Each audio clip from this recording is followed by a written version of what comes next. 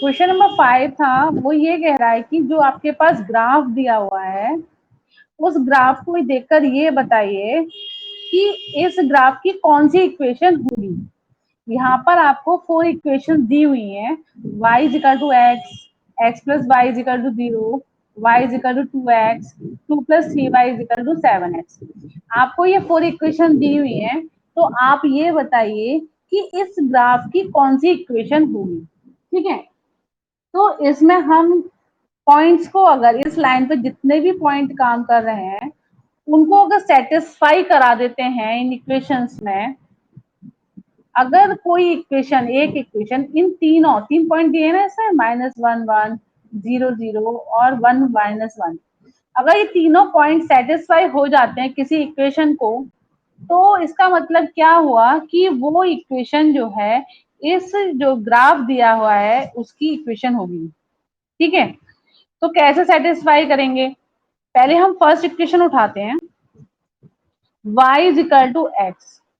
मैंने x -1 और y 1 रखा, x इज इक्वल टू मैंने -1 रखा और y 1 रखा। 1 is not is equal to -1, तो ये नॉट इक्वल आया, यानी कि 1 -1 पॉइंट ने इस इक्वेशन को सेटिस्फाई नहीं किया ना।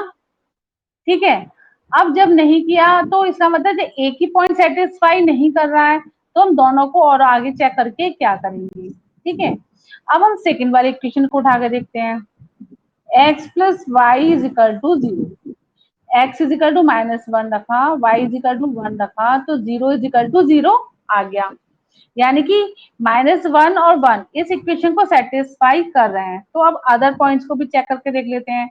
x is equal to 0 put, अब क्या रखेंगे 0 0, x इज इक्वल टू 0 रखा, y इज इक्वल टू 0 रखा, तो 0 इज इक्वल टू 0 आ गया ना, यानी कि 0 0 भी इस लाइन को की इक्वेशन को सेटिस्फाई कर रहे हैं, x plus Y is equal to 0 को।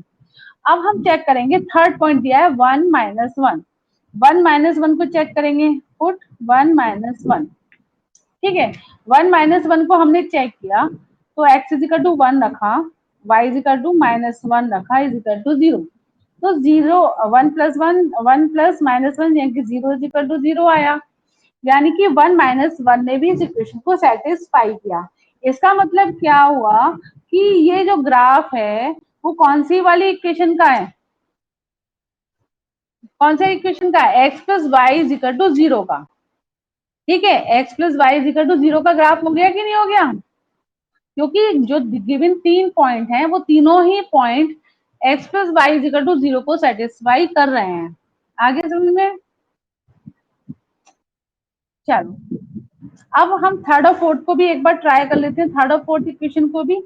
थर्ड को y is equal to 2x है, फर्स्ट पॉइंट ही रख के देख लें, पुट -1 1, y की जगह 1 रखो, 2 -1 1 इज इक्वल टू -2, तो नॉट इक्वल आया, यानी कि -1 और 1 इस जो पॉइंट है वो इस इक्वेशन को सेटिस्फाई नहीं कर रहा है, तो इसका मतलब ये तो हो नहीं सकता।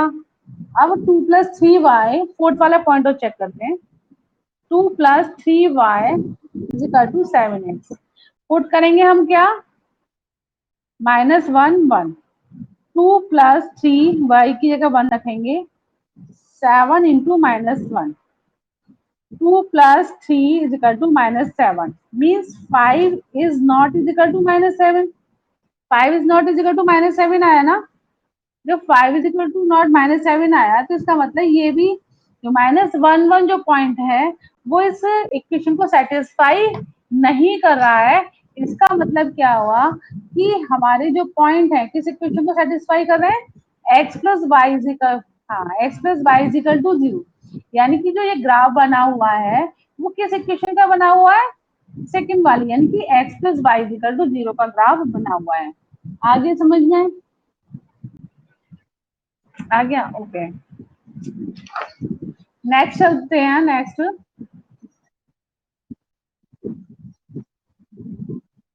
दिस लाइन,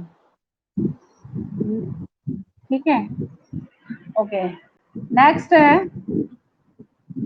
ये भी इसी तरह से, जैसे y is equal to x plus two है, y is equal to x minus two है, y is equal to minus X plus two है, X plus two Y is equal to 6 है। तो अब आपके पास पॉइंट कौन कौन से दिए, -1 3 0 2 2 0, ये तीनों पॉइंट जिस इक्वेशन को भी सेटिस्फाई करेंगे वो उसी इस ग्राफ की क्या हो जाएगी, इक्वेशन हो जाएगी। तो पहले कर लें, फर्स्ट पॉइंट ले लें, y is equal to x plus two, put करेंगे क्या, -1 3 रखो, 3 is equal to -1 plus two, तो 3 इज इक्वल टू 1 आया, that is not equal, not equal हुआ ना, नॉट इक्वल हुआ, ठीक है। अब नेक्स्ट पॉइंट, जब -1 3 इस इक्वेशन को सेटिस्फाई नहीं कर रहा है, इसका मतलब हमें और पॉइंट चेक करने की अब जरूरत नहीं है। नेक्स्ट सेकंड वाला चेक करेंगे, y is equal to x minus two, इसमें रख के देखो -1 और 3 को, y3 आया, -1 -2 3 is equal to -3, not equal आया, यानी कि ये भी पॉइंट नहीं होगा। थर्ड वाला y is equal to -x plus two, put करेंगे -1 3 3 is equal to -1 plus two, 3 is equal to, ये कितना हो गया 1 प्लस टू, यानी कि 3 इज इक्वल टू 3 आया, ये तो सेटिस्फाई कर रहा है, ठीक है। अब दूसरा वाला पॉइंट भी रख के देखें, put 0 2 2 is equal to 0 plus two, यानी कि 2 इज इक्वल टू 2 भी आया, ये भी सेटिस्फाई कर रहा है। थर्ड वाला चेक कर लेते हैं, पुट 2 0 को रख के देखते हैं, तो 0 इज इक्वल टू एक्स की जगह रखो -2, okay okay okay okay okay, देखो 3 इज इक्वल टू, थर्ड वाले को हमने चेक करा -1 3 से, तो 3 इज इक्वल टू 3 आया, ये तो सेटिस्फाई कर रहा है। 0 2 रखा, y इज इक्वल टू हमारा क्या है यहाँ पर 2 है, 2 रखा, x की जगह 0 रखा, तो 2 इज इक्वल टू 2 आ गया, यानी कि ये भी इसको सेटिस्फाई कर रहा है, ठीक है। अब पुट 2 इज इक्वल टू 0 रखेंगे, तो x की जगह हमने क्या रखा, 2 रखेंगे, -2 रखा, और y की जगह क्या रखेंगे, यहाँ पे 0 रखा, 0 रखा, +2 है ही हमारे पास, तो 0 इज इक्वल टू 0 आया, यानी कि ये इक्वेशन कौन सी वाली, ये वाली जो पॉइंट्स हैं वो कौन सी वाली इक्वेशन को सेटिस्फाई कर रहा है, थर्ड वाली को, y is equal to -x plus two को, y is equal to -x plus two को। समझ में आ गया, ये नहीं आया, समझ में आ गया सबको। अब थर्ड वाला, थर्ड यहाँ पे इक्वेशन है ना, y is equal to -x plus two, तो हमें पॉइंट क्या रखना है 2 0, तो y तो 0 हो गया है ना, समझ में आ गया। नेक्स्ट क्वेश्चन नंबर, अब पढ़ते हैं हम 6th वाला।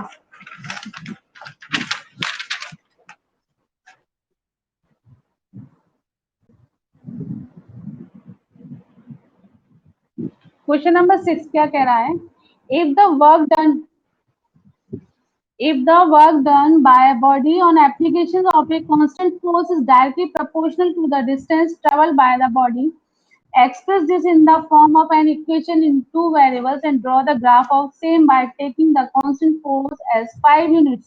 Also read from the graph the work done when the distance traveled by the body is. तो हम क्या करेंगे, लेट कर लेंगे, क्या लेट करेंगे, उसने कहा कि जो वर्क डन है वो किसके डायरेक्टली प्रोपोर्शनल है, उसके डिस्टेंस के, ठीक है। तो हम क्या लेंगे, let y be the work done, ठीक है, और x be the distance, x be the distance covered, ठीक है। उसने क्या, वर्क डन जो है वो ये directly proportional to x, directly proportional का साइन होता है ना, ये पढ़ा होगा ना फिजिक्स में, y is directly proportional to x, ठीक है। अब उसने कहा है कि एक कांस्टेंट फोर्स, यानी कि जब हम डायरेक्टली प्रोपोर्शनल का साइन हटाते हैं तो इक्वल का साइन लगाते हैं तो एक कांस्टेंट आ जाता है, मान लो ये कांस्टेंट k ले लिया हमने यहाँ पर, kx हो गया, ठीक है। अब उसने कहा है कि कांस्टेंट जो फोर्स है वो 5 यूनिट्स है। तो गिवन क्या है आपके पास, गिवन जो है वो कांस्टेंट फोर्स यानी कि K इज इक्वल टू 5 दिया हुआ है। आगे समझ में, आगे समझ में, ठीक है। अब हमारे पास जो इक्वेशन बन के आई वो क्या आई, y is equal to 5x आई, आई, ठीक है। अब उसने हमसे कहा है कि आप ग्राफ ड्रॉ करिए और ग्राफ ड्रॉ करने के बाद आप हमें आंसर दीजिए कि अगर डिस्टेंस ट्रेवल 2 यूनिट्स हो और 0 यूनिट्स हो तो कितना वर्क डन होगा। तो पहले तो ग्राफ ड्रॉ कर लें, पुट कर लें, x is equal to 0 put करें तो y इज इक्वल टू कितना आ जाएगा, 0 आ जाएगा। एक पॉइंट तो 0 0 निकल आया, निकल आया ना, बोलो। ऐसे निकालते थे ना पॉइंट, पॉइंट ऐसे निकालते थे ना, ऐसे ही निकालते थे पॉइंट पहले। अब x is equal to 1 put करें तो y इज इक्वल टू कितना आ जाएगा, 5 into 1, y is equal to 5 हो गया। तो पॉइंट कितने आ गए, 1 और 5। ठीक, एक पॉइंट और ले लें, y इज इक्वल टू, यहाँ पर हम x इज इक्वल टू रख लें 2। जब x इज इक्वल टू 2 रखेंगे तो 5 इंटू 2 तो y इज इक्वल टू कितना आ गया, 10। ठीक, अब हम यहाँ पर ग्राफ ड्रॉ करेंगे। ओके, ये 0 0 हो गया, यहाँ 1 2 3 4 5, ये ले लो, 4 5 6 7 8 9 और 10, 1 2 3 4 5 6 7 8 9 और 10। ये एक्स एक्सिस हो गई आपकी और ये वाई एक्सिस हो गई। ठीक है, पहला पॉइंट कौन सा, 0 0, तो ये ले लिया। यहाँ पर कोऑर्डिनेट आया हमारे 2 और 10। दूसरा है 1 और 5, 1 5 मीन्स ये हो गया, ठीक है। फिर हमारे 2 और 10, 2 और 10 का मतलब ये हो गया, 2 और 10 ये हो गया, ठीक है। अब आप पॉइंटों को मिला दो, स्केल से मिलाओगे तो ऐसे सीधी लाइन जाएगी, ठीक है। इतनी बात समझ में आ गई, ठीक है। अब उसने, हाँ बोलो, बोलो। अब उसने कहा है आप ग्राफ रीड करिए और कितना, 0 अगर डिस्टेंस ट्रेवल हो तो वर्क डन कितना होगा। 0 डिस्टेंस यहाँ पर ट्रेवल होगा, ये मान लो हमारा डिस्टेंस है आपका, इसको डिस्टेंस कवर्ड मान लो, इसको, इसको है ना, आपको पता रहे आप क्या निकाल लें, ठीक है। और ये मान लो आप वर्क डन, ठीक है। अब 0 डिस्टेंस पर वर्क डन भी तो 0 ही हुआ मेरा, जब डिस्टेंस ही कुछ नहीं चले तो वर्क डन भी तो 0 हुआ, नहीं हुआ, नहीं हुआ। When distance covered 0 units then work done कितना होगा, 0 यूनिट से तो होगा, ठीक है। अब व्हेन, अब उसने कहा है कि जब वर्क डन कितना हो, 2 यूनिट्स हो तो व्हेन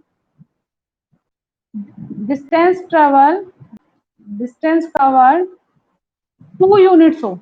अब 2 यूनिट्स का देखते हैं, 2 यूनिट्स यही तो है हमारा। अगर हम यहाँ से इस लाइन पे परपेंडिकुलर डालें तो ये 10 पे मैच करेगा, ये कर रहा है ना, कर रहा है ना, किसी पे नहीं, किसी पे कैसे कर जाएगा, किसी टेढ़ी लाइन तोड़े ना जाएगी, आप परपेंडिकुलर डालो स्केल से, इस लाइन पर 10 पर ही मीट करेगी, आप स्केल से डाल कर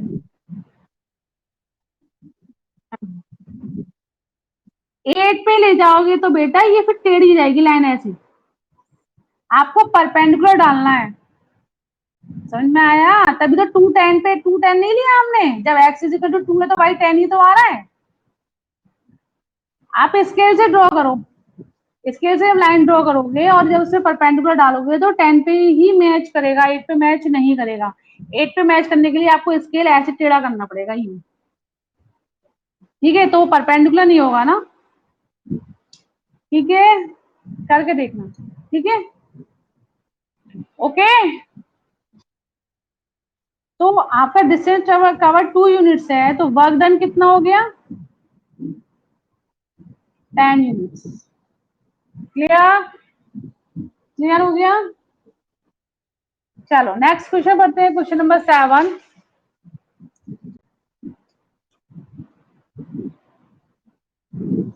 क्वेश्चन नंबर 7 क्या कह रहा है आपसे, Yamni and Fatima, two students of class 9th of a school, together contribute rupees 100 towards the Prime Minister's Relief Fund to help the earthquake victims.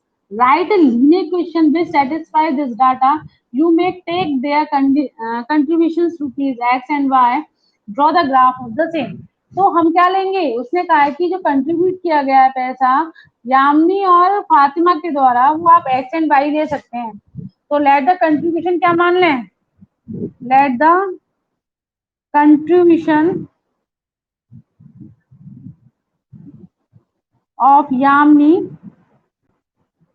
X rupees मान लें, और कंट्रीब्यूशन ऑफ फातिमा क्या मान लें, वाई रुपीज मान लें। दोनों ने मिलकर रिलीफ फंड में कितना पैसा दिया है, 100 रुपीज, यानी कि x plus Y is equal to 100 हो गया, हो गया। अब आप क्या कर सकते हो इसमें, अब आप इसमें ग्राफ ड्रॉ करना है, आपको एक्स की वैल्यू रखनी है और वाई की वैल्यू रखनी है, और आपको ग्राफ ड्रॉ करना है। फिर ग्राफ ड्रॉ करने के बाद वो क्या कह रहा है आपसे, कुछ कह रहा है क्या क्वेश्चन में, और be satisfied you may the take continuation x draw the graph of the same. उसने क्या ग्राफ ड्रॉ करने के लिए कहा है, तो पहले एक्स बराबर 0 लो, तो वाई इज इक्वल टू 100 आ जाएगा, तो कोऑर्डिनेट होगा 0 100। जब वाई इज इक्वल टू 0 लेंगे तो एक्स इज इक्वल टू कितना आ जाएगा, 100 आ जाएगा, तो कोऑर्डिनेट होगा 100 और 0। कैसे ग्राफ ड्रॉ करेंगे, हाँ कुछ भी ले सकते हो, आपकी इच्छा है, बिल्कुल कुछ भी, आप कुछ भी अपनी तरफ से ले सकते हैं, लेकिन हम ले जा रहे हैं ना, अब देखो 50 100 50 और 100, ठीक है। जब एक्स इजिकल टू 0 तो वाई इजिकल टू 100, ये हो गया, ठीक है।